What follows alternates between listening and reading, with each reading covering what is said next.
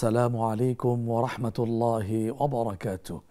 إن الحمد لله والصلاة والسلام على من لا نبي بعده وعلى آله وصحبه ومن والاه. সুপ্রিয় দর্শক, এই মুহূর্তে কাছে দূরে দেশে প্রবাসে যে যেখান থেকে নেক্সাস টেলিভিশন পরিবেশিত বেকমেন্স বিস্কিটস নিবেদিত দিনী অনন্য লাইভ আয়োজন ইসলামী জীবন বিধানে যারা যুক্ত হয়েছেন বা পরবর্তীতে যুক্ত হবেন, সবাইকে জানাচ্ছি আমি মোহাম্মদ মুস্তফা জামান অনেক অনেক প্রীতি, শুভেচ্ছা ও মোবারকবাদ।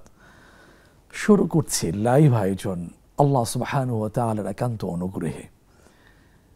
আজকের টপিক হচ্ছে টেলিভিশন মিডিয়া ও ইসলাম। টেলিভিশন মিডিয়া ও ইসলাম খুবই গুরুত্বপূর্ণ একটি টপিক। আমরা এই মিডিয়াকে উপেক্ষা করতে পারি না। এই মিডিয়ার সুবাদে আপনাদেরকে দেখতে পাওয়া, অংশগ্রহণ করা, আপনারা অংশগ্রহণ করতে পারবেন স্ক্রিনে প্রদর্শিত নম্বরে সরাসরি ডায়াল করার মাধ্যমে, অথবা নেক্সাস টেলিভিশন ইসলামিক পেজে আপনার সুচিন্তিত সংক্ষিপ্ত মন্তব্য লিখে দেওয়ার মাধ্যমে ইনশাআল্লাহ। এই মিডিয়া কোনো না কোনোভাবে আমরা যুক্ত আছি সবাই। কিভাবে? কেউ টেলিভিশন দেখি, টেলিভিশনের সাথে, রেডিওর সাথে, কেউ পত্রিকা পড়ার মধ্য দিয়ে, কোনো না কোনোভাবে সবাই আমরা মিডিয়ার সাথে যুক্ত, সম্পৃক্ত। এরপরে যখন ইন্টারনেটের সেবা চালু হয় তখন তো মিডিয়া অপ্রতিরোধ্য হয়ে ওঠে। তবে আফসোসের বিষয় হচ্ছে ইসলামের শত্রু বা শত্রু পক্ষ তারা ইসলামের বিরুদ্ধে এই মিডিয়াকে তারা কাজে লাগাচ্ছে। মুসলমানদের অন্তরে ইসলামের বিদ্বেষ তারা ছড়িয়ে দিচ্ছে। তাদের মননে ইসলামের বিরুদ্ধে বিভিন্ন বিষয়গুলো তারা গেঁথে দিচ্ছে। এতে করে কি হচ্ছে, যেটা আপনারাও সাক্ষী, অনেক মুসলমান ইসলামের শত্রুদের সুরে তারা কথা বলছে। ঠিক কিনা বলুন? এখন করণীয় কি? করণীয় হচ্ছে যাদের প্রভাব প্রতিপত্তি আছে, অর্থ আছে, ইসলামী মিডিয়া প্রতিষ্ঠা করা, পরিচালনায় আসা, রাষ্ট্রেরও দায়িত্ব আছে। কারণ আল্লাহ সুবহানাহু ওয়া তাআলা তো বলে দিয়েছেন সূরা হজ 17তম পারা, আল্লাযীনা ইম্মাক্কান্নাহুম ফিল আরদ আকামুস সালাহ ওয়া আতুজ যাকাহ ওয়া আমারু বিল মা'রুফি ওয়া নাহাউ আনিল মুনকার ওয়ালিল্লাহি আকিবাতুল উমুর। আল্লাহ সুবহানাহু ওয়া তাআলা বলছেন, যিনি আসমান জমিনের রব, হায়াত মওতের মালিক যিনি, তিনি সুস্পষ্ট ভাষায় বলছেন, আমি যাদেরকে ক্ষমতা দিই তাদের দায়িত্ব হচ্ছে নামাজ কায়েম করবে, ওয়া আতুজ যাকাহ, যাকাত প্রদান করবে, ওয়া আমারু বিল মা'রুফ, সৎ কাজের আদেশ করবে, ওয়া নাহাউ আনিল মুনকার, অসৎ কাজ থেকে মানুষকে বাধা প্রদান করবে। এখন ইসলামী মিডিয়া এক সময় ছিল না। ইসলাম সম্পর্কে জানতে হলে তাকে অনেক কষ্ট করতে হতো, অনেক পথ তাকে পাড়ি দিতে হতো। এখন তো আলহামদুলিল্লাহ অনেক মিডিয়াই চলে আসছে, যেখান থেকে আল্লাহ তাআলার কথা, সর্বশেষ এবং সর্বশ্রেষ্ঠ নবী মুহাম্মদুর রাসূলুল্লাহ সাল্লামের কথা প্রচারিত হচ্ছে। আবার স্যাটেলাইট চ্যানেল থেকে ঘন্টা কিনে ইসলামী প্রোগ্রামগুলো সম্প্রচারিত হচ্ছে। যেমন এই নেক্সাস টেলিভিশনের একটি সময় টেলিজিজ্ঞাসা, কত চমৎকার আয়োজন এখানে ব্যবস্থা করা হয়েছে। ঘরে বসে, এমনকি অনেক মানুষ তার খাস কামরায় বসে ইসলাম সম্পর্কে জানতে পারছে। এটা আলহামদুলিল্লাহ। তবে আরও ব্যাপকভাবে হওয়া উচিত। কেন? যারা ইসলাম সম্পর্কে বিরূপ মন্তব্য প্রচার করছে, অসত্য কথা প্রচার করছে, তাদের বিষয় মানুষকে সতর্ক করা, সঠিক বিষয়টা তুলে ধরা। কারণ আল্লাহ সুবহানাহু ওয়া তাআলা বিশ্বনবী জনাবে মুহাম্মদুর রাসূলুল্লাহ সাল্লাল্লাহু আলাইহি ওয়াসাল্লামের মাধ্যমে জানিয়ে দিয়েছিলেন, বিদায় হজের ভাষণ যাকে বলা হয়, সেখানে চমৎকার অসাধারণ একটি বক্তব্য দেওয়ার পরে তিনি বলেছিলেন, বাল্লিগু আন্নি ওয়ালাউ আয়া, আমার পক্ষ থেকে যদি একটি আয়াত, একটি বক্তব্য, একটা মেসেজ যদি তোমার কাছে পৌঁছে থাকে, তুমি অন্যের কাছে সেটা পৌঁছে দাও। লিউবাল্লিগি শাহিদুল গায়ব, অন্যভাবেও আসছে। আজকের এই জনসমুদ্র যারা উপস্থিত, আমার বক্তব্য সরাসরি শুনতে পাচ্ছ দেখতে, তাদের দায়িত্ব হলো অনুপস্থিত যারা, তাদের কাছে পৌঁছে দেওয়া। সেই সময় পৌঁছে দিয়েছিলেন, এবং যার কাছ থেকে সবচেয়ে বেশি হাদিস বর্ণিত হয়েছে তিনি হলেন হযরত আবু হুরায়রা রাদিয়াল্লাহু তাআলা আনহু। এখন তো প্রযুক্তির যুগ, দিন দিন আরও নতুন নতুন বিষয় উদ্ভাবিত হবে। আজকের একবিংশ শতাব্দীর শুরুতে বসে আমরা যা ভাবছি, সেই ভাবনার বাহিরেও অনেক কিছু আবিষ্কৃত হবে, যেটা আজকের এখানে বসে এখন অবস্থান করে আমরা কল্পনা করতে পারবো না। সেই কথাই আল্লাহ সুবহানাহু ওয়া তাআলা তুলে ধরেছেন সূরা নাহাল 14তম পারা, ওয়ায়াখলুকু মা লা তা'লামুন। আমরা জানি না, বুঝতেও পারছি না সামনে কি আবিষ্কৃত হবে, কি উদ্ভাবিত হবে। তবে যে সময় মুসলিম যারা থাকবেন, প্রভাব প্রতিপত্তি সম্পন্ন ব্যক্তি, অর্থবিত্ত যাদেরকে আল্লাহ তাআলা দিয়েছেন, তাদেরকে ইসলাম মিডিয়া প্রতিষ্ঠা পরিচালনা এগিয়ে আসা, এটা তাদের ঈমানি দায়িত্ব। সুপ্রিয় দর্শক, প্রশ্ন আমরা নিচ্ছি, দেখি কে আছেন লাইনে। আসসালামু আলাইকুম ওয়া রাহমাতুল্লাহি ওয়া বারাকাতুহু। আসসালামু আলাইকুম। আসসালামু আলাইকুম। ওয়ালাইকুম আসসালাম ওয়া রাহমাতুল্লাহি ওয়া বারাকাতুহু। সুস্বাগতম সম্মানিত বোন। হুজুর, জি, শুনতে পাচ্ছি, বলুন। হুজুর, আমার মা রাতে ঘুমাইছে, হ্যাঁ, রাত 4টায় উঠছে, সকালে আর উঠে নাই উনি। জি, এর মানে কি হুজুর? 4টায় উঠেছেন, এরপর আর ঘুমাননি? আর 4টায় উঠে সে সকালে আর উঠতে পারেনি। নামাজ পড়েননি? না, সকালে উঠে তাকে তার নাতনি ডাকতে, দেখে যে সে মারা গেছে। ইন্না লিল্লাহি ওয়া ইন্না ইলাইহি রাজিউন। জি, অনেক ধন্যবাদ সম্মানিতা বোন।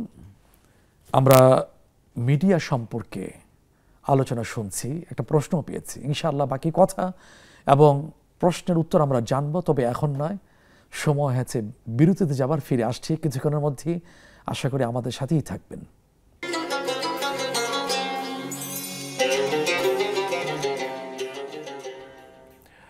আসসালামু আলাইকুম ওয়া রাহমাতুল্লাহি ওয়া বারাকাতুহু। সুপ্রিয় দর্শক, বিরতির পর আপনাদের প্রত্যেককে আরও একবার স্বাগত জানাচ্ছি নেক্সাস টেলিভিশনের প্রাত্যহিক নিবেদন বেকম্যানস বিস্কিটস নিবেদিত ইসলামী জীবন বিধানের আজকের এই মোবারক লাইভে।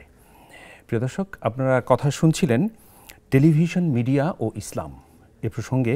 আজকে আমাদের বিজ্ঞ মেহমান, সম্মানিত মেহমান, আমাদের সকলের প্রিয় মানুষ, আমাদের প্রিয় শায়েখ খতিব মসজিদুত তাকওয়া সোসাইটি, মসজিদুত তাকওয়া, বনানী, ঢাকা, আমাদের সকলের প্রিয় ব্যক্তিত্ব, বিজ্ঞ ইসলামিক স্কলার মাওলানা মুস্তফা জামান হাফিজাহুল্লাহ। মুস্তফা জামান হাফিজাহুল্লাহ, আপনাকে আবারও মোবারকবাদ এবং কৃতজ্ঞতা জানাচ্ছি, আপনার মূল্যবান সময় আমাদের সাথে শেয়ার করছেন। জাযাকাল্লাহু খাইরান। বারাকাল্লাহু ফিক। আমিন ওয়া ইয়াকা। আলহামদুলিল্লাহ। প্রিয় দর্শক, আমরা একটি প্রশ্নও পেয়েছিলাম। আমাদের এক বোন প্রশ্ন করেছিলেন যে ওনার আম্মা ভোর রাত 4টায় সজাগ হয়েছিলেন, জেগেছিলেন, পরক্ষণে আবার ঘুমিয়ে পড়েছিলেন, হয়তো কিছু ইবাদত বন্দেগী করেছেন, তারপরে আবার ঘুমিয়ে পড়েছেন। সকালে যখন ওনাকে জাগাতে যাওয়া হলো, দেখা গেল যে উনি আর নেই, উনি দুনিয়ার জীবনের সমাপ্তি ঘটেছে ওনার, আল্লাহ তাআলা তাকে নিয়ে গেছেন তার কাছে। তো এটি কোনো কিছু ইঙ্গিত বহন করে কিনা, এটি ছিল আমাদের বোনের প্রশ্ন। আমরা শাইখের কাছে যাব এই প্রশ্ন নিয়ে। তার আগে আরও একজন দর্শক আমাদের সাথে যুক্ত আছেন। আসসালামু আলাইকুম ওয়া রাহমাতুল্লাহি ওয়া বারাকাতুহু। দর্শক, কথা বলুন। জি মোহতারাম, আমরা শুনতে পাচ্ছি বোধহয়, আপনি বলুন।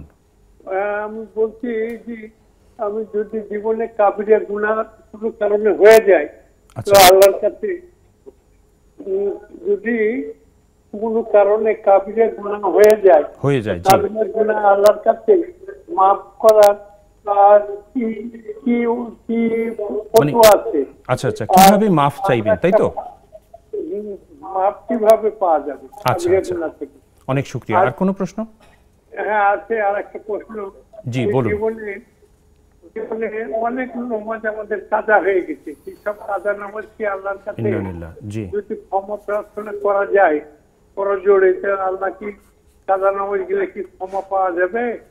আর আরেকটা প্রশ্ন হচ্ছে যে ওই এই আজানের জবাব দেওয়া তো ওয়াজিব, আর আজান যখন উযু করার সময় টাইম হয়ে গেছে, এখন আজান হচ্ছে, তাতে কি উত্তর দিব গোসল করার সময়? জি, বুঝতে পেরেছি মুহতারাম, বুঝতে পেরেছি। আপনি সাথে থাকুন, ইনশাআল্লাহ শায়েখ বলবেন। জাযাকুমুল্লাহ খায়ের। আলহামদুলিল্লাহ, শায়েখ আরও তিনটি প্রশ্ন এসছে জীবন ঘনিষ্ঠ। তার পূর্বে আমরা যে প্রশ্নটি রেখেছি আপনার কাছে আমাদের পূর্বের বোনের, যে ওনার আম্মা ভোর রাত 4টায় জেগেছিলেন, পরে আবার ঘুমিয়ে পড়েছিলেন, সকালে দেখা গেল যে উনি আর নেই। এটি কোনো কিছু ইঙ্গিত বহন করে কিনা? মৃত্যুর সাথে কোনো ইঙ্গিত নেই, কারণ কোরআন শরীফে আসছে সূরা আরাফ ৮ম পারা 13তম পৃষ্ঠায় হাফিজে কোরআন শরীফের ওয়ালিকুল্লি উম্মাতিন আজাল, প্রতিটা মাখলুকের নির্দিষ্ট একটা আজাল টাইম আছে। ইদা জা আজালুহুম, যখন ওই সুনির্দিষ্ট সময়টা যখন চলে আসে, লা ইস্তাখিরুনা আনহু সাআতান ওয়ালা ইস্তাকদিমুন, ওই নির্দিষ্ট সময়ের আগেও হবে না, পরেও হবে না। যেখানেই থাকুক, যে অবস্থায় থাকুক, জাগ্রত অথবা সজাগ, সুস্থ অসুস্থ, যে অবস্থায় থাকুক, তার মৃত্যু হবেই, মৃত্যু তাকে পাকড়াও করবে। এখানে কোনো ইঙ্গিত বহন করে না। তবে একটা বিষয় হচ্ছে সতর্কতামূলক কথাটা বলা। হাদিসে যেটা আসছে, ইন্নামাল আমালু বিল খাওয়াতিম, যার একটা প্রবাদ তৈরি হয়েছে হাদিসের অর্থে, শেষ ভালো যার, সব ভালো তার। সুবহানাল্লাহ। এই বিষয়ে আমাকে আপনাকে সবাইকে সচেতন থাকতে হবে যে জীবনে কখনো নামাজ যেন কাজা না হয়ে যায়, গুনায় যেন লিপ্ত না থাকি, এটা সর্বদা সচেষ্ট থাকা। কারণ আমার তো জানা নেই মৃত্যুটা কখন আসবে। সুবহানাল্লাহ। তওবা ইস্তিগফার করে যাওয়া আর আল্লাহর কাছে চেষ্টা করা। আল্লাহ, ওই যেটা রাসূল আসলাম বলেছিলেন, তুমি কখনো এই দোয়াটা ছাড়বে না নামাজের পরে, আল্লাহুম্মা আইন্নি আলা যিকরিকা ওয়া শুকরিকা ওয়া হুসনি ইবাদাতিকা, আল্লাহ তুমি আমাকে তৌফিক দাও যিকরিকা, সুন্দরভাবে ইবাদত করার, শুকরিয়া আদায় করার। এই যে বিষয়গুলো বলা হয়েছে, এগুলো বলে যাওয়া আর চেষ্টাও করা। সুতরাং মৃত্যুর বিষয়টা কোনো ইঙ্গিত বহন করে না। অনেক শুকরিয়া শাইখ, জাযাকুমুল্লাহ খায়ের। আমরা বিষয়টি জানলাম। আমাদের বোন, আপনিও নিশ্চয়ই শুনেছেন বিষয়টি। আল্লাহ তাআলা আপনাদেরকে আপনাদের মায়ের জন্য বেশি বেশি করে দোয়া করার, নেক কাজ করে দোয়া করার এবং সেই সঙ্গে সাদাকা করার তৌফিক এনায়েত করুন। আমিন আমিন আমিন। শাইখ, এরপরে আমাদের যে ভাই 3টি প্রসঙ্গ নিয়ে এসছেন, ওনার প্রথম প্রসঙ্গ ছিল যে কাবিরা গুনাহ যদি কোনো কারণে হয়ে যায়, জ্ঞাতসারে কিংবা অজ্ঞাতসারে, পরবর্তীতে কিভাবে আল্লাহ তাআলার কাছ থেকে ক্ষমা পাওয়া যাবে, কি করলে? ক্ষমা চাইতে হবে। এটা আল্লাহর কাছে খুবই পছন্দনীয় বিষয়। নিরাশ হওয়া যাবে না। যদি হতাশা চলে আসে, তাহলে ধরে নিতে হবে শয়তানের ওয়াসওয়াসা, যেখানে কোরআন সুস্পষ্টভাবে বলে দিয়েছে সূরা হিজর 14তম পারা 3য় পৃষ্ঠায়, নাব্বি ইবাদি, তুমি জানিয়ে দাও আমার বান্দাদেরকে, আন্নি আনাল গফুরুর রহিম, আমি তো ক্ষমাশীল, আমি তো দয়ালু। যেই দয়ালু ক্ষমাশীল সত্তা আমার আছে, আমাদের আছে। সুতরাং কিসের নিরাশ হওয়া, হতাশা নিরাশ হওয়া, এটা শয়তানের পক্ষ থেকে। এখন করণীয় কি? করণীয় হচ্ছে যে গুনাহটা হয়েছে, ওই গুনাহটা ছেড়ে দেওয়া, নাম্বার 1। নাম্বার 2 হচ্ছে ওই গুনার প্রতি অনুতপ্ত হওয়া। অনুশোচনা আসবে, আজকের অনুশোচনা আসে না, গুনাহ করেই যাচ্ছে, কথায় আচরণে নানা দিক থেকে, কথায় বক্তব্য বিবৃতিতে কোনো অনুশোচনা নাই, কোনো অনুতপ্ততা নাই। কিন্তু মাপ পাওয়ার অন্যতম একটি পয়েন্ট, শর্ত হচ্ছে অনুতপ্ত হওয়া, অনুশোচনা কথায় আচরণে, শব্দে, বক্তব্য বিবৃতিতে প্রকাশ পেতে হবে। এরপরে আল্লাহর কাছে ওয়াদাবদ্ধ, আল্লাহ আমি আর করব না, তুমি আমাকে ক্ষমা করে দাও। ইনশাআল্লাহ আল্লাহ ক্ষমা করে দিবেন। এই কবিরা গুনাহ যদি হয় বান্দার সাথে সম্পৃক্ত, বান্দার কাছে ক্ষমা চেয়ে নেওয়া, বান্দা যদি না থাকে তার পক্ষ থেকে দান সদকা করা, তার জন্য ক্ষমা চেয়ে নেওয়া, ইনশাআল্লাহ আল্লাহ ক্ষমা করে দিবেন। ইনশাআল্লাহ আল্লাহ তৌফিক এনায়েত করুন আমাদের প্রত্যেককে। আমিন আমিন। আমরা পরবর্তী প্রশ্নে যাচ্ছি। তার পূর্বে প্রিয় দর্শক, আপনারা সকলে জানেন যে আমাদের এই আয়োজনটি নেক্সাস টেলিভিশনের পাশাপাশি নেক্সাস টেলিভিশন ইসলামিক এই ফেসবুক পেজ থেকেও সরাসরি সম্প্রচারিত হচ্ছে। ইতিমধ্যে আপনারা অনেকেই অনলাইনে যুক্ত হয়েছেন, প্রশ্ন রেখেছেন, আপনাদের প্রত্যেককে মোবারকবাদ জানাচ্ছি। এবং সেই সঙ্গে আপনারা প্রত্যেকে আরও একটি কাজ করতে পারছেন, সেটি হচ্ছে যে আপনারা সরাসরি আমাদের স্ক্রিনে প্রদর্শিত নাম্বারে ডায়াল করে আমাদের সাথে সংযুক্ত হতে পারছেন, কথা বলতে পারছেন ইনশাআল্লাহ তাআলা। আর আরেকটি বিষয় যে আপনারা সওয়াবের নিয়তে আমাদের এই আজকের আয়োজনটি যদি শেয়ার করে দেন, ইনশাআল্লাহ এর বিপরীতে আল্লাহ তাআলা আমাদের প্রত্যেককে সওয়াব দান করবেন, আমরা সকলেই উপকৃত হব, কল্যাণ হাসিল হবে আমাদের। আল্লাহ তাআলা তৌফিক এনায়েত করুন, আমিন। শাইখের কাছে যাচ্ছি। শাইখ, দ্বিতীয় প্রশ্ন ছিল আমাদের এই ভাইয়ের যে কাজা নামাজের ব্যাপারে। ওনার জীবনে অনেক কাজা হয়ে গেছে নামাজ, যেটা আসলে আমাদের একটা কঠিন মানে বাস্তবতা, এবং এটা একটা নেগেটিভ বাস্তবতা। তো এই বিষয়ে আপনি আগেও কিছুটা টাচ করেছেন, অনেকগুলো সালাত কাজা হয়ে গেছে, কি করণীয়? এখানে দুইটা বিষয়, আসলে এই বিষয়টা নিয়ে ইসলামী স্কলারদের মধ্যে মতবিরোধ আছে, ইখতিলাফ আছে। এখানে একদল বলে থাকেন যেটা কাজা হয়েছে যখন তার হুঁশ ফিরে আসছে, নামাজি হওয়া শুরু করেছেন, তখন আল্লাহর কাছে তওবা করা, আত্তাইবু মিনাজ যামবি কামান লা যামবা লা। হাদিসে আসলে যিনি তওবা করেন, খাঁটি তওবা, দিল থেকে হৃদয় টাচ করে বেরিয়ে আসে, তাহলে তার গুনাহ নেই, মাফ হয়ে যাবে। সামনের জন্য সজাগ থাকবেন, একটা মত। আরেকটা মত যেটা হানাফি মাযহাবের, সেটা হলো আসলে সাহাবায়ে কেরাম রাদিয়াল্লাহু তাআলা আলাইহিম আজমাইনদের যুগে নামাজ কাজা করবে মুসলিম পরিচয় দিয়ে তাদের একটা কল্পনাতেই ছিল না। সুবহানাল্লাহ, সুবহানাল্লাহ। এখন তাদের মধ্য থেকে বক্তব্য হচ্ছে, মাসআলা হচ্ছে যে কালিমা পরেই হলো নামাজের স্থান, আর রোজা সিয়ামের স্থান হলো আরও পরে। সেই ব্যাপারে আল্লাহ বক্তব্য দিয়েছেন সূরা বাকারা 2 পারা 6 পৃষ্ঠা 7 পৃষ্ঠার শুরুতে, ফাইদ্দাতুম মিন আইয়ামিন উখার। এই বক্তব্যটা রিপিট হয়েছে। রমাদান আসছে, কোনো কারণে রমাদানে রোজা রাখতে পারেননি, পরবর্তীতে সময় সুযোগ বুঝে কাজা করে নেবে। তাহলে সিরিয়ালে পরে সেটার ব্যাপারে কাজার বক্তব্য যখন আসছে, তাহলে সিরিয়ালে সবার আগে কালিমার পরে সেই ব্যাপারে যদি বালেগ হওয়ার পরে যদি কোনো কারণে পড়া না হয়ে থাকে, যখন হুঁশ ফিরে আসছে, অবশ্যই তাকে প্রতিদিন 6 ওয়াক্ত নামাজ কাজা করে নিতে হবে, অর্থাৎ 5 ওয়াক্ত ফরজ নামাজ আর বেতের নামাজটা। হানাফি মাযহাবে আইনগত দিক থেকে বেতেরটা হলো ওয়াজিব, আর বেশি বেশি নফল পড়তে হবে, ক্ষমা চাইতে হবে, ইস্তিগফার করে যেতে হবে, এই হচ্ছে বিধান। আল্লাহ তাআলা তৌফিক এনায়েত করুন, আমিন। শাইখ, আমাদের সাথে দর্শক যুক্ত হয়েছেন ফোনে। আসসালামু আলাইকুম ওয়া রাহমাতুল্লাহ। দর্শক, কথা বলুন। হ্যালো, আসসালামু আলাইকুম। ওয়া আলাইকুম আসসালাম ওয়া রাহমাতুল্লাহ। বোন, আমরা শুনতে পাচ্ছি, বলুন। হুজুর, আমি 3 থেকে 4 বছর আগে জমজমের পানি খেয়ে এমন একটা দোয়া করেছিলাম যা যদি আল্লাহ কবুল করে আমার জীবন পুরো শেষ হয়ে যাবে। এই দোয়াটি মাফের জন্য আমি কি করতে পারি? আমি এখন অনুশোচনায় ভুগতেছি। মানে কি শেষ হয়ে যাবে? আবার একটু বলবেন, কি শেষ হয়ে যাবে? আমার জীবন নিয়ে একটা মানে আল্লাহর কাছে দোয়া করেছিলাম। এখন ওই দোয়াটা আমি আপনাকে বলতে পারবো না, আল্লাহকে বলছিলাম, কিন্তু এই দোয়াটি যদি আল্লাহ কবুল করে আমার জীবন পুরো শেষ। আচ্ছা, বুঝতে পেরেছি, নেতিবাচক দোয়া করেছিলেন। জি জি, ওই আরেকটা প্রশ্ন। জি, বলেন। আমি এমনিতে জিনে আক্রান্ত। আমি এই বছর কোরআন শরীফ হাতে নিয়ে, মানে আমার মাথা ঠিক থাকে না, দোয়া করে ফেলেছিলাম, মানে কসম খাই ফেলেছিলাম যে কসম, এটা যদি আর কখনো কসম ভাঙি আমার জীবনে এই ঘটনাটা ঘটে যাবে, কিন্তু আমি কসম রাখতে পারতেছি না, নিজেকে কন্ট্রোলে রাখতে পারতেছি না, কসম খালি বারবার ভাঙতেছি। এখন আমার ওই সমস্যাটা আল্লাহ কিভাবে মাফ করবে, কিভাবে দোয়া করতে পারি? আচ্ছা, অনেক শুকরিয়া বোন, আপনি সাথে থাকুন, ইনশাআল্লাহ শাইখ বলবেন। জাযাকুমুল্লাহ খায়ের। আমাদের সাথে আরো একজন দর্শক রয়েছেন। আসসালামু আলাইকুম ওয়া রাহমাতুল্লাহ। দর্শক, কথা বলুন। ওয়ালাইকুম আসসালাম। আমি ঢাকা মিরপুর থেকে বলছিলাম। জি জি বোন, বলুন। আমি বলছিলাম যে তাহাজ্জুদের নামাজে যখন 5টা 15 বা 20 এর মধ্যে কি পড়া যাবে?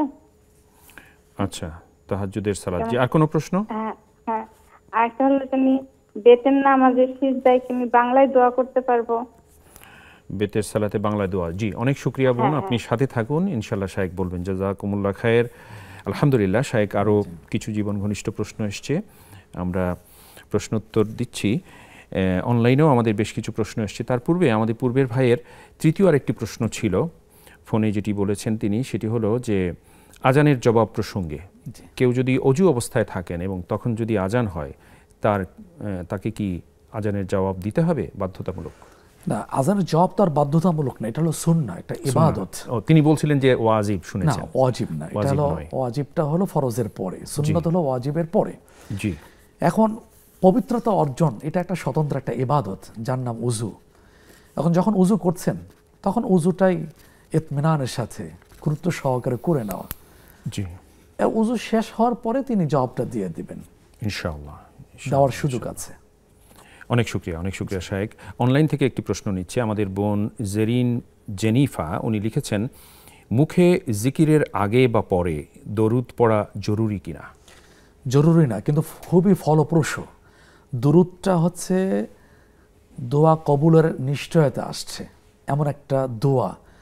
এখন আমি যদি জিকির শুরুতে এবং শেষে দুরূদ শরীফটা পড়ি, মাঝখানে যে আমি জিকির করছি, আল্লাহর স্মরণমূলক যে কথা, বক্তব্য, তাসবিহ, তাহলিল, তাহলে আশা করা যায় মাঝখানের ওই জিকিরটা কবুল হয়ে যাবে আল্লাহ তাআলার দরবারে।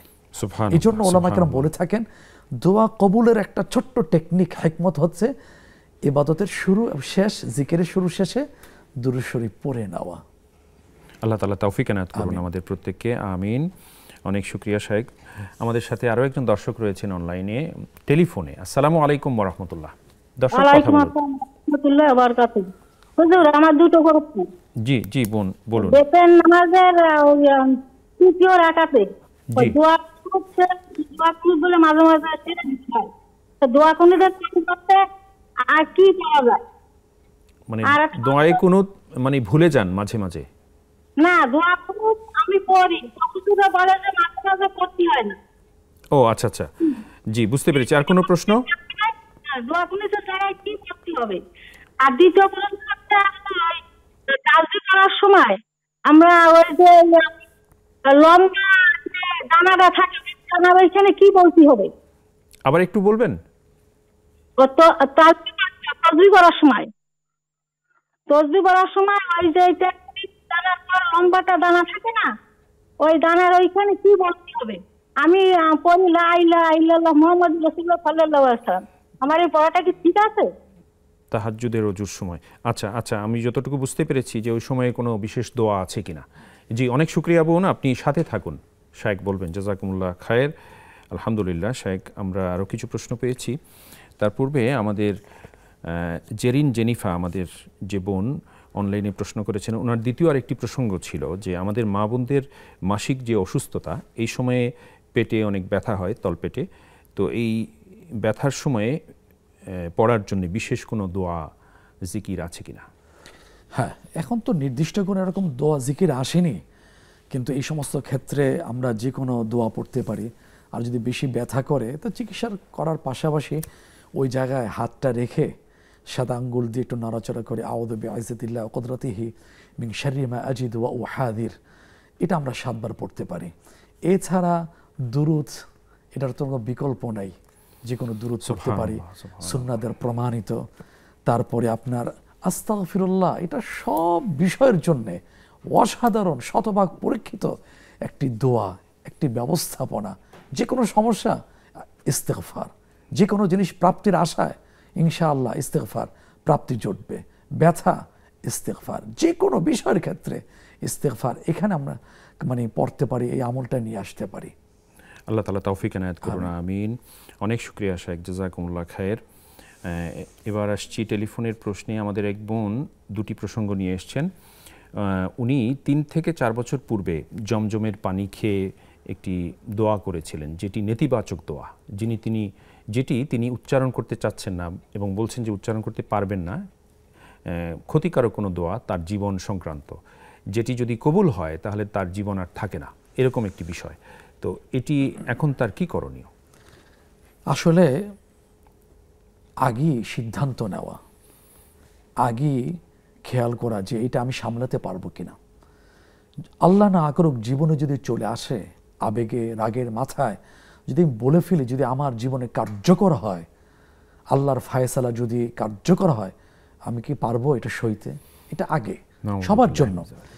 এখন হাদিসে যেটা আসছে, মা উজামজাম লিমা শুরিবা, যে উদ্দেশ্যে জমজমের পানি পান করা, আল্লাহ পাক সেটা কবুল করেন।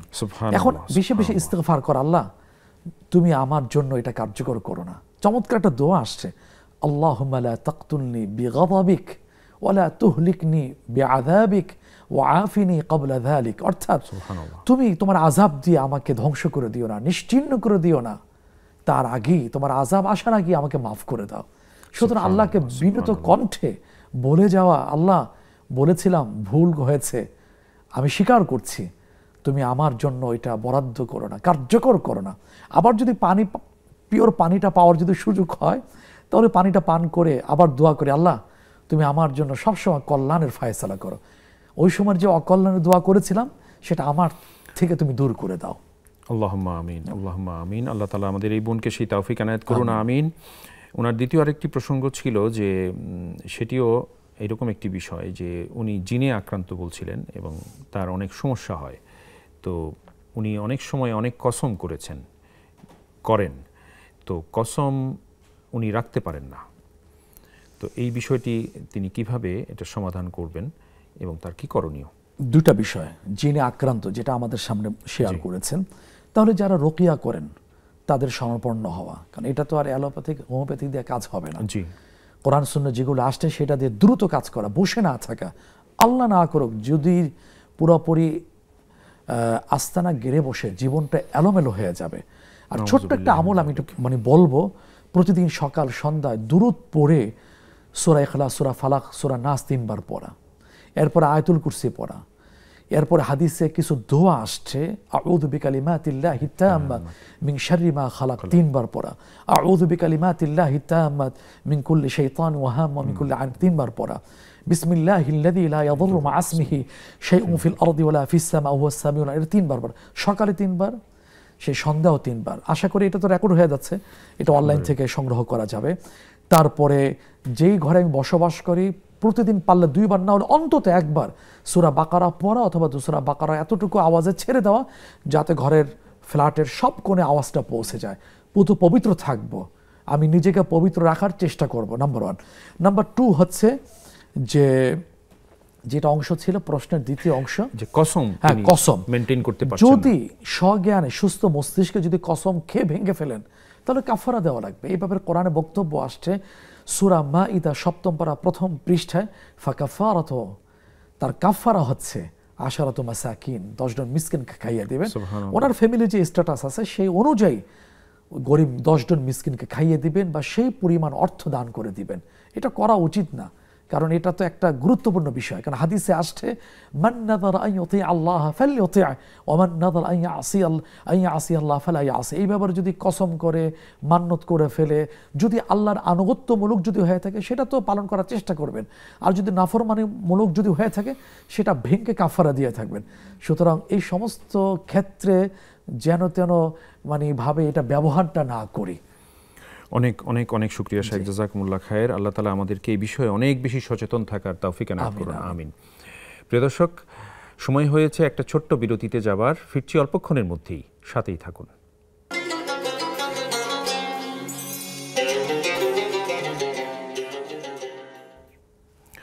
সুপ্রিয় দর্শক, আবারও আপনাদের প্রত্যেককে স্বাগত জানাচ্ছি নেক্সাস টেলিভিশনের প্রাত্যহিক নিবেদন বেকম্যানস বিস্কিটস নিবেদিত ইসলামী জীবন বিধানের আজকের এই মোবারক আয়োজনে। আমাদের সাথে রয়েছেন ফদিলাতুশ শাইখ মাওলানা মুস্তাফা জামান হাফিজাহুল্লাহ, খতিব মসজিদুত তাকওয়া, বনানী, ঢাকা। আমরা শাইখের কাছে আবারও যাচ্ছি এবং কৃতজ্ঞতা মোবারকবাদ জানাচ্ছি। আলহামদুলিল্লাহ শাইখ, আপনার কাছ থেকে গুরুত্বপূর্ণ উত্তর আমরা পাচ্ছিলাম। হাতে আরও বেশ কিছু প্রশ্ন রয়েছে, আপনার অনুমতি নিয়ে প্রশ্নোত্তরে যাচ্ছি। বিরতির পূর্বে আমাদের এক বোন ফোনে 2টি প্রসঙ্গ এনেছেন। প্রথমটি ছিল যে তাহাজ্জুদের সালাতের সময় সাজদায় বাংলায় দোয়া করা যাবে কিনা। আসলে এখানে একটি বিষয় যেটা আজকের মিডিয়ার সুবাদে একাধিক মতামতটা জানার সুযোগ হয়, এতে করে কিছু মানুষের বিভ্রান্তিতে পড়তে হয়। নামাজে স্থানীয় ভাষা ব্যবহার করা যাবে কিনা, এটা হলো মূল বিষয়, মূল পয়েন্ট। এখানে হানাফি মাযহাবের বক্তব্য হলো যে নামাজে স্থানীয় ভাষা এড়িয়ে চলা, আর সালাফি ভাইদের বক্তব্য হলো না, বলা যাবে। এই হলো বক্তব্য। আর হানাফি মাযহাবের যে স্থানীয় ভাষা এড়িয়ে যাওয়া, পাশাপাশি তাদের আরেকটি বক্তব্য হলো ফরজ ওয়াজিব নামাজের তাসবিহ ছাড়া অন্য বিষয়গুলো যুক্ত না করা, সুন্নত নফল নামাজে যুক্ত করা যায়, তবে সেই কথাগুলো যে কোরআন সুন্নাহ আসছে রব্বানা রব্বানা এই সমস্ত শব্দ দিয়ে যেখানে দোয়া মোনাজাতের কথা আসছে সেগুলো ব্যবহার করা যেতে পারে। যেমন রাসূল সাল্লাল্লাহু আলাইহি ওয়াসাল্লামের প্রিয় একটা মোনাজাত দোয়া ছিল, বেশি করে পড়তেন রব্বানা আতিনা ফিদ দুনিয়া হাসানা ওয়া ফিল আখিরাতি হাসানা ওয়া কিনা আযাবান নার। গুনাহ মাফের জন্য বিখ্যাত দোয়া রব্বানা যালামনা আনফুসানা ওয়া ইল্লাম তাগফির লানা ওয়া তারহামনা লানাকুনান্না মিনাল খাসিরিন, এটাও পড়া যেতে পারে। তারপর হাদিসে কি চমৎকার অসাধারণ দোয়াগুলো আসছে সেগুলো পড়া যেতে পারে।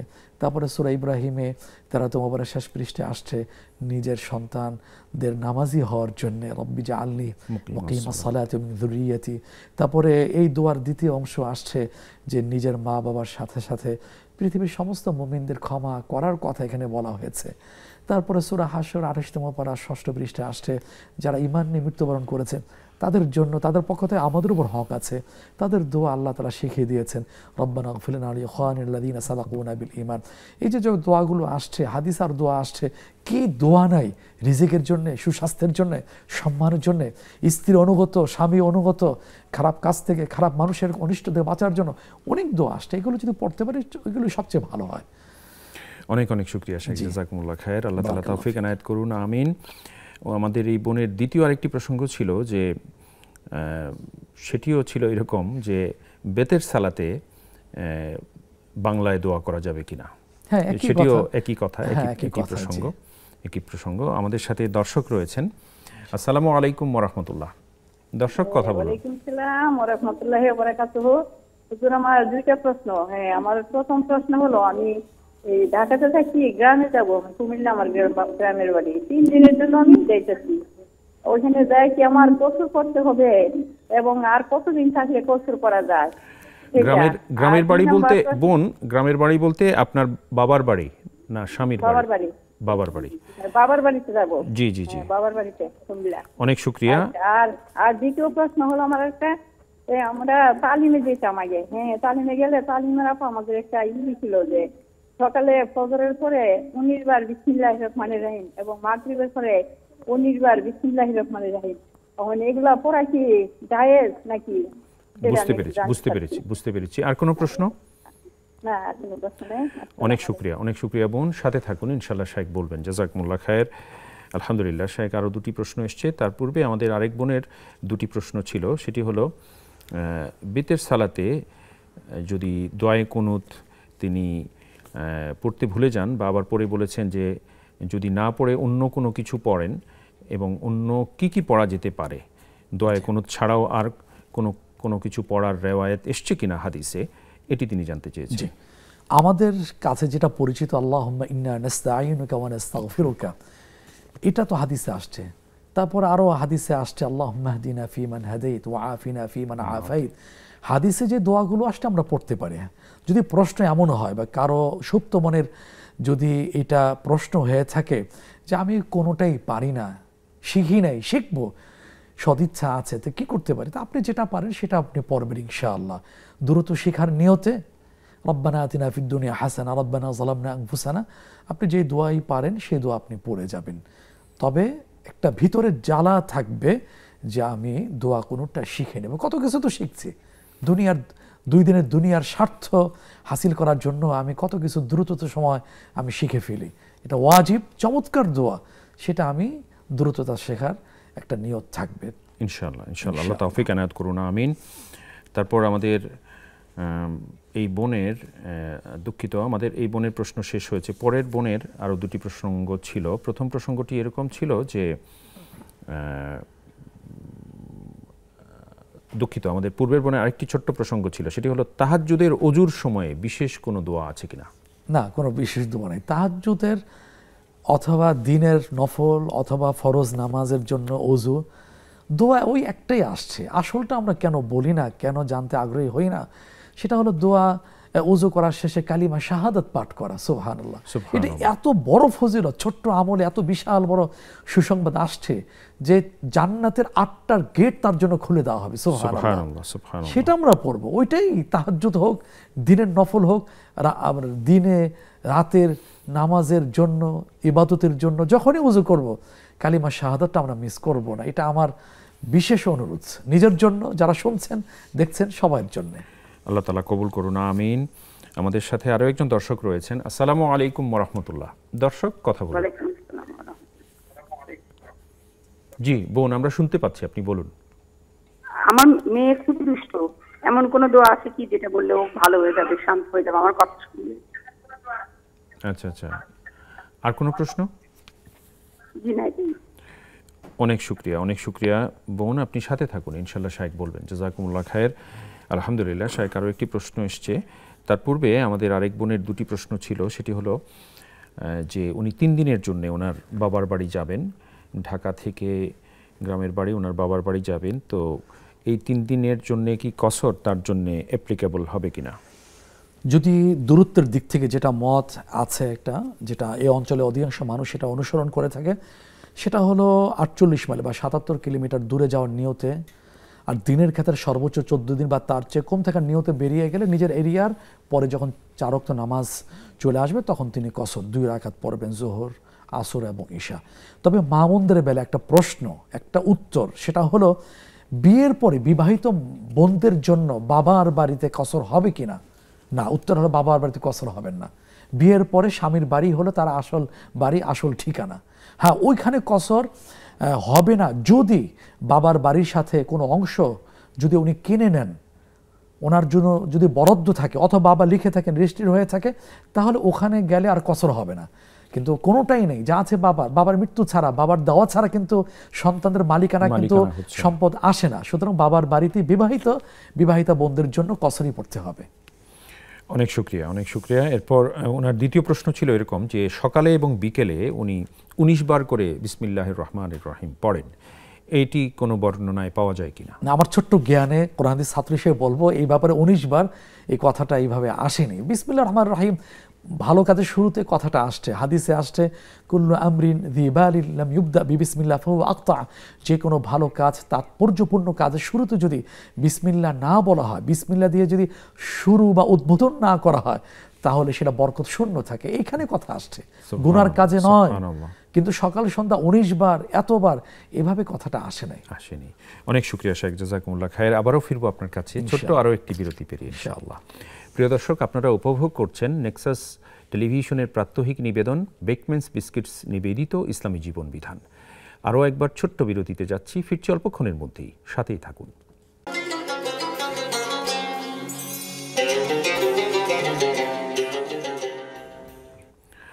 সুপ্রিয় দর্শক, আবারও আপনাদের প্রত্যেককে স্বাগত জানাচ্ছি নেক্সাস টেলিভিশনের প্রাত্যহিক নিবেদন বেকম্যানস বিস্কিটস নিবেদিত ইসলামী জীবন বিধানের আজকের এই মোবারক আয়োজনে। আমরা অনুষ্ঠানের শেষ ধাপে পৌঁছে গেছি। শায়েখকে আবারও মোবারকবাদ এবং কৃতজ্ঞতা জানাচ্ছি। আলহামদুলিল্লাহ শায়েখ, আমাদের হাতে বেশ কিছু প্রশ্ন রয়েছে এবং আমরা চাচ্ছিলাম আজকের টপিকেও আরও একটু ছোট্ট কথা আপনার কাছ থেকে নিব। আল্লাহ যেন তৌফিক এনায়েত করেন, আমিন। অনুমতি নিয়ে প্রশ্নোত্তরে যাচ্ছি শায়েখ, ইনশাআল্লাহুল আজিজ। প্রথম প্রশ্ন, আমাদের এক বোন ফোনে প্রশ্ন রেখেছেন যে ওনার মেয়ে অসুস্থ, ওনাকে খুব আবেগ আপ্লুত মনে হচ্ছিল, যে কান্না বিজড়িত কণ্ঠে বলছিলেন আল্লাহ তাআলা তাকে রহম করুন, তার মেয়ের উপর রহম করুন। কি দোয়া করলে তার মেয়ে সুস্থ হয়ে যাবে? একজন মায়ের আকুতি। প্রথম কথা হলো চিকিৎসা করাতে হবে। ইসলামটা এমনটাই নেচারের ধর্ম, ফিতরাতাল্লাহিল্লাতী ফাতারান নাস আলাইহা, সূরা রুম 21 পৃষ্ঠা। ইসলামটা নেচারের ধর্ম, স্বভাবজাত ধর্ম। আমরা পৃথিবীতে আছি, আর অর্থ হলো আমরা উপকরণ গ্রহণ আমাদেরকে করতে হবে। সেই রাসূল সাল্লাল্লাহু আলাইহি ওয়াসাল্লাম সরাসরি বলেছেন তাদাউ, তোমরা চিকিৎসা গ্রহণ করো, ফাইন্না লিকুল্লি দাইন দাওয়ান, সব রোগের প্রতিষেধক আছে, চিকিৎসা আছে। এটা আমি করে যাব, তবে তাওয়াক্কুল থাকবে আল্লাহ সুবহানাহু ওয়া তাআলা। রাসূল তো অসুস্থ হয়েছেন, চিকিৎসা নিয়েছেন, অন্যদেরকে পাঠিয়েছেন অমুকের কাছে যাও চিকিৎসা গ্রহণ করো। তারপর কিছু কথাও আসছে, কিতাবুত তিব, চিকিৎসা মানে তিব্বুন নবী সাল্লাল্লাহু আলাইহি ওয়াসাল্লাম, হাদিসের কিন্তু এরকম চ্যাপ্টার আছে রাসূল সাল্লামের চিকিৎসা, এই ব্যাপারে আসছে। যেমন এর মধ্যে একটা চমৎকার কথা আসছে, আল হাব্বাতু সাউদা দাওয়াউন লিকুল্লি দাইন ইল্লা সাম, কালো জিরা মৃত্যু ছাড়া সব রোগের ঔষধ। তারপরে ফিহি শিফাউল লিন্নাস, মধুর কথা আসছে। যা হোক, এখন কোন পর্যায়ে অসুস্থতা আমরা তো বলতে পারি না। এখন আল্লাহ তো হলেন আরোগ্য দানকারী, ও ইদা মারিতু ফাহুয়া ইয়াশফিন, যেটা নমরুদের দরবারে গিয়ে ইব্রাহিম ইসলাম প্রশ্নের জবাব দিয়েছিলেন, শোনো তুমি জানতে চাচ্ছ আমার রব কি করেন, কয়েকটা কথা বলার মতো এটাও বলেছিলেন, যখন আমি অসুস্থ হই তিনি আমাকে শিফা দান করেন। সুবহানাল্লাহ।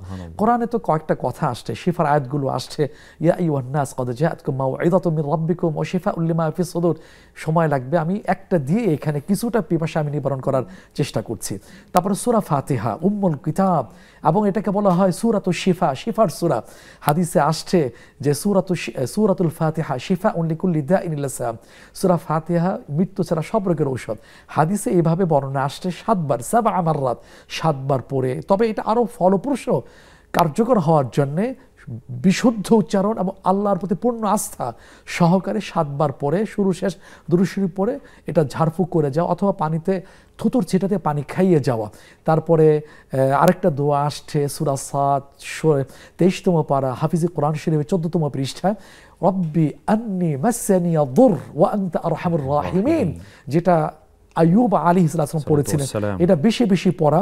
আরেকটা পরীক্ষিত যেটা আসছে সেটা হলো 5 ওয়াক্ত নামাজের পরে ওই রোগাক্রান্ত ব্যক্তি পড়ে যাবেন যে ওয়াইন ইয়ামসাসকা আল্লাহু বিদুররিন ফালা কাশিফা লাহু ইল্লা হু ওয়াইন ইয়ামসাসকা বিখাইরিন ফাহুয়া আলা কুল্লি শাইইন কাদির, এগুলো পড়ে যাবেন। আল্লাহর কাছে সেই ক্ষমা চাইতে থাকবেন। আর ইস্তিগফার, আগের একটা প্রশ্ন উত্তর আমরা বলেছি, পুনর্বার এখানে বলছি, ইস্তিগফারটা হলো অসুস্থতা, সেক্ষেত্রেও বেশি বেশি ইস্তিগফার পড়া, পারলে প্রতিদিন 4 থেকে 5,000 বার পড়ে যাওয়া। উঠতে বসতে উজু লাগবে না, কিবলামুখী হওয়া লাগবে না, নামাজ রক্ত হওয়া লাগবে না, সাংসারিক কাজ করছি, শুয়ে আছি, ভালো লাগছে না, চুপ না থেকে বলতে থাকি জিকির হিসাবে, ইনশাআল্লাহ আমার এই অসুস্থতা দূর করে দেবেন যদি আল্লাহ তাআলা চান। ইনশাআল্লাহ ইনশাআল্লাহ, আল্লাহ তাআলা তৌফিক এনায়েত করুন, আমিন। আমাদের এই মাকে আল্লাহ রহম করুন, তার মেয়েকেও রহম করুন, আল্লাহুম্মা আমিন। তারপর অনলাইন থেকে একটি প্রশ্ন নিচ্ছি শায়েখ। আমাদের এক বোন ফারহানা ইসলাম, উনি জানতে চেয়েছেন যে মহিলাদের সালাতে পায়ের আঙ্গুল দেখা গেলে কি সালাতের সমস্যা হবে? কতটুকু পা ঢাকতে হবে? না, সমস্যা নেই, গোড়ালি সহ এটা ঢাকতে হবে, কিন্তু পায়ের পাতা আঙ্গুল দেখা গেলে সমস্যা নেই, সমস্যা হবে না। অনেক শুকরিয়া। আমাদের আরেক বোন সাদিয়া তাবাসসুম, উনি জানতে চেয়েছেন জাকাত কাদের ওপর ফরজ? যার নিজস্ব বাসা নেই, ভাড়া বাসায় থাকে এবং দোকান ভাড়া, কিন্তু 6-7 লাখ টাকা জমা আছে, তাহলে জাকাত আদায় করতে হবে? নিঃসন্দেহে আদায় করতে হবে। ইসলামের একটা অর্থের মানদণ্ড আছে যেটা 1400 বছর আগে শুরু হয়েছে, রাসূল সাল্লাল্লাহু আলাইহি ওয়াসাল্লাম শুনিয়েছেন। এই কথাটাই কিয়ামত পর্যন্ত অপরিবর্তিত থাকবে। ধনী কাকে বলে? ধনীর নিম্নের মার্জিনটা হলো যার কাছে 7.5 তোলা ভরি বা স্বর্ণ আছে, অথবা রূপার ক্ষেত্রে তো অনেক কম, 52 তোলা রূপা বা স্বর্ণ বা সমজাতীয় অর্থ যার আছে, 1 বছর থাকলি ঋণমুক্ত অবস্থায় মৌলিক প্রয়োজন অতিরিক্ত থাকলি বছর শেষে তাকে জাকাত দিতে হবে। কত আসবে? 52.5 তোলা রূপা। আজকে বাজার দর হয়তো 70,000 প্লাস আসবে, আর 6 লাখ তো পরের কথা, উনি দূরের কথা। আর একটা কথা যে বলেছেন একটু এড়িয়ে যাওয়ার কেমন যেন একটা কৌশল, যে ভাড়াটিয়া বাড়ি নেই, কয়জনের বাড়ি আছে? ঢাকা শহরে 2 কোটির উপর মানুষ বসবাস করে, দেখা যাচ্ছে একটা পরিসংখ্যানে জরিপে আসছে কয়জনের বাড়ি আছে, কয়জনের ফ্ল্যাট বা প্লট আছে। দেখা যায় ধনী ধনকুব তারা তো ভাড়াই থাকছেন, লাখ টাকার উপরে ভাড়া দিয়ে, তাদের উপরে জাকাত আসবে না। সুতরাং ওগুলো শর্ত না, শর্ত হলো ওই পরিবর্তন থাকবে, ঋণমুক্ত বছর পার হলে তাকে জাকাত দিতে হবে। আমাদের আরেক বোন, ছোট করে চাচ্ছি শায়েখ, সুলতানা আক্তার, উনি জানতে চেয়েছেন ওনার পরিচিত এক বোন ভ্রু প্লাক করতেন, জানতেন না তখন যে এটি গুনাহের কাজ, জানার পরে তিনি আর করছেন না, এখন পূর্ববর্তী কাজের জন্য তিনি কিভাবে মাফ চাইবেন? আল্লাহর কাছে বলবেন, এর কোনো সিস্টেম নেই। সেটা হলো আল্লাহকে বলবেন, আল্লাহ সরি, আস্তাগফিরুল্লাহ, ভুল করেছি, আর করুন, মাফ করে, আল্লাহ মাফ করে দেবেন। আপনি যে এই কথাটা তওবাটা নিজের থেকে করেছেন, এটা বাহ্যিকভাবে প্রমাণিত হবে যে আপনি আর করছেন না, আল্লাহ মাফ করে দেবেন। শুধু মাফ নয় মুহতারাম, ওই যে গুনাহ যে হয়েছিল, ইউবাদদিলুল্লাহ সাইয়্যাতিহিম হাসানাত, ওই গুনার জায়গাগুলো নেকি দিয়ে পরিবর্তন করবেন। এর নাম রহমান রহিম। সুবহানাল্লাহ সুবহানাল্লাহ সুবহানাল্লাহ, আল্লাহ তাআলা তৌফিক এনায়েত করুন, আমিন। শায়েখ, আমরা একদম শেষ পর্যায়ে চলে এসেছি, হাতে মিনিট 1.5 সময় আছে। ছোট্ট করে আজকের আয়োজনের যে টপিক ছিল প্রথমত টেলিভিশন, মিডিয়া ও ইসলাম, তো এই প্রসঙ্গে আপনি অনেক কথা বলেছেন, গুরুত্বপূর্ণ কথা আমরা শুনেছি। তো ছোট্ট করে একটু জানতে চাইব যে এই টেলিভিশন মিডিয়া বা মিডিয়াকে পজিটিভলি ইফেক্টিভলি কাজে লাগাতে হলে আমাদের কি প্রস্তুতি থাকা উচিত? যোগ্য হতে হবে, ইসলামিক জ্ঞানে সমৃদ্ধ হতে হবে, পাশাপাশি ইসলামের শত্রু পক্ষ যেভাবে আমাদেরকে ঘায়েল করে, ইসলামের বিরুদ্ধে প্রচারণা চালায়, সেই ব্যাপারে আমাকে চোখ কান খোলা রেখে কোরআনের বক্তব্য ওইটাই আমার কাছ থেকে প্রতিধ্বনিত হতে থাকবে। সেটা হলো সূরা হামিম আস-সাজদা 24তম পারা হাফিজে কোরআন শরীফ 19তম পৃষ্ঠায় আসছে, ইদফা বিল্লাতি হিয়া আহসানুস সাইয়্যা, মন্দ কাজকে ভালো কাজ দিয়ে তুমি প্রতিবাদ করো, প্রতিহত করো, এটাই আমাকে করতে হবে। তবে টেকনিক পদ্ধতি হতে হবে, কিভাবে দাওয়াতি কাজের মনোভাব নিয়ে সেই ভাষা পদ্ধতি কি হবে সেটা আল্লাহ তাআলা আবার আরেক জায়গায় বলে দিয়েছেন সূরা নাহল 14তম পারা শেষ পৃষ্ঠায়, উদউ ইলা সাবিলি রাব্বিকা বিল হিকমা ওয়াল মাউইযাতিল হাসানা। আমাকে কৌশলী অবশ্যই হতে হবে। আজকের ছোট্ট মুখে বা ছোট্ট মানুষের মানে ক্ষেত্রে এটা মানায় না, তারপরও বড়দের কথাটা নকল করছি, যে অনেক ক্ষেত্রে কৌশল টেকনিক না থাকার কারণে, কর্ম পদ্ধতি কর্মপন্থা না থাকার কারণে আমার অনেক জায়গায় আমরা হেরে যাই, থমকে যায়, থেমে যায়। এই হেকমতটা, কৌশলটা লাগবে। আর লাগবে ভাষা, ইসলামের জ্ঞানে সমৃদ্ধশালী। রাসূলুল্লাহ সাল্লাল্লাহু আলাইহি ওয়াসাল্লাম তো জীবনে আছে, উনি জবাব দিয়েছে সুন্দর করে। তারপর তার একজন কবি ছিলেন হাসান ইবনে সাবিত রাদিয়াল্লাহু আনহু। সব মসজিদে একটা মিম্বার থাকে, আর মসজিদে নববীতে 2টা মিম্বার, নিজের জন্য একটা, আর তার কবি সাহাবীর জন্য বানিয়েছিলেন। তুমি কাব্যের মাধ্যমে তুমি জবাব দিয়ে দাও, ওইটাও একটা মিডিয়া ছিল। সুতরাং এই পদ্ধতির মাধ্যমে আমাকে এটার আমাকে হতে হবে, যোগ্য করে তুলতে হবে। আল্লাহুম্মা আমিন। আল্লাহ তাআলা আমাদেরকে সেভাবে প্রত্যেককে যোগ্য হয়ে ওঠার তৌফিক এনায়েত করুন। আমিন। শায়েখ, আপনাকে আজকে আবারও অসংখ্য মোবারকবাদ এবং কৃতজ্ঞতা জানাচ্ছি। আপনার জ্ঞানে, হায়াতে, কর্মে আল্লাহ তাআলা অশেষ বারাকা দিয়ে ধন্য করুন। আমিন, এই দোয়া করছি। অনেক শুকরিয়া। জাযাকুমুল্লাহু খাইরান। বারাকাল্লাহু ফীকুম। প্রিয় দর্শক, আজ শায়েখের মাধ্যমে আমরা যতগুলো বিষয়ে অবহিত হলাম, আল্লাহ তাআলার কাছে প্রার্থনা করছি তিনি যেন আমাদের প্রত্যেকটি বিষয়ে যথাযথভাবে আমল করার তৌফিক এনায়েত করেন। আমিন। আপনাদের প্রত্যেককে আরও একবার মোবারকবাদ, ধন্যবাদ এবং কৃতজ্ঞতা জানিয়ে সেই সঙ্গে আগামীকালকের অনুষ্ঠান দেখার আমন্ত্রণ। আল্লাহ হাফেজ। ওয়াসসালামু আলাইকুম ওয়া রাহমাতুল্লাহি ওয়া বারাকাতুহু।